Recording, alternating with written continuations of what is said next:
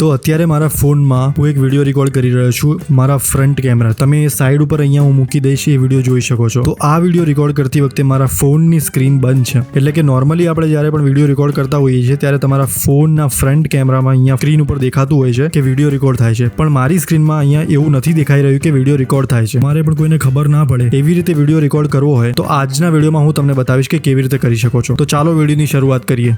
આજે આપણે શીખીશું કે તમારા ફોનમાં કેવી રીતે કોઈને ખબર ના પડે એવી રીતે તમે વિડીયો રેકોર્ડિંગ કરી શકો છો. આ એક બહુ મદદરૂપ અને જરૂરી વિડીયો બની શકે છે એવા લોકો માટે જે અમુક વાર એવી પરિસ્થિતિમાં ફસાઈ જાય છે કે તેમને સામેવાળાને ખબર ના પડે એવી રીતે વિડીયો રેકોર્ડ કરવો હોય. ધારો કે તમારો કોઈ જોડે ઝઘડો થયો હોય અને તમારે આગળ જઈને કોઈ તકલીફ ના થાય એના માટે પ્રૂફ તરીકે રેકોર્ડિંગ રાખવી હોય. તો ચાલો જાણીએ કેવી રીતે મોબાઈલની સ્ક્રીન બંધ હોવા છતાં પણ તમે વિડીયો રેકોર્ડિંગ કરી શકો.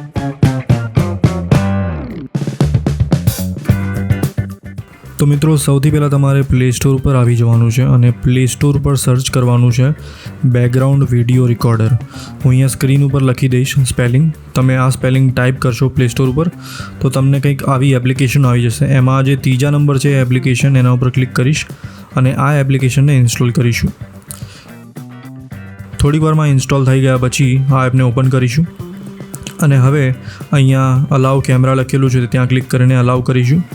તો આગળ વધીશું અને અલાઉ માઇક્રોફોન કરીશું, અલાઉ નોટિફિકેશન કરીશું અને હવે અહીંયાથી અલાઉ ઉપર ક્લિક કરીને અહીંયા આવીને આ સ્વિચ ઓન કરી દઈશું અને પછી પાછા જઈશું અને હવે લેટ્સ ગો ઉપર ક્લિક કરીશું અને તમે જોઈ શકો છો અહીંયા જે આ વ્હાઇટ કલરનું આવી ગયું છે 00 એના ઉપર ક્લિક કરશો કાં તો નીચે અહીંયા રેડ બટન ઉપર ક્લિક કરશો તો વિડીયો રેકોર્ડિંગ સ્ટાર્ટ થઈ જશે. તો વિડીયો રેકોર્ડિંગ શરૂ થઈ ગઈ છે મિત્રો.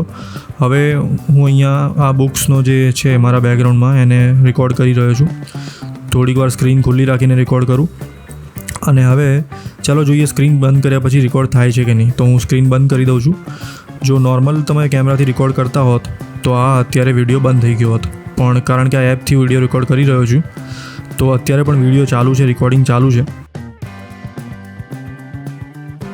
તો ચલો હું રેકોર્ડિંગ બંધ કરી દઉં અહીંયા અને હવે આપણે જઈશું અહીંયા ગેલેરીમાં અને આ ગેલેરીમાં વિડીયો થઈ ગયો છે સેવ. તો જોઈએ કે પૂરો વિડીયો સેવ થયો છે કે સ્ક્રીન ઓફ થયા પછી વિડીયો બંધ થઈ ગયો હતો કે શું હતું. તો ચાલો વિડીયો ઓપન કરીએ.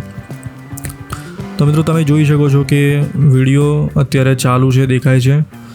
મેં બુક્સનો રેકોર્ડ કર્યો હતો અને થોડી વાર મેં એવી રીતે ફોન ફરાવ્યો હતો અને આના પછી મેં સ્ક્રીન બંધ કરી દીધી હતી. તો આના પછી જે વિડીયો રેકોર્ડ થયો એ સ્ક્રીન બંધ કર્યા પછી થયો હતો. તો હવે હું જેમ કેમેરો ફરાવીશ અને મારા ઉપર જો કેમેરો મારા ઉપર છે, અત્યારે સ્ક્રીન બંધ હતી તમને ખબર છે, તો પણ રેકોર્ડ થયો છે.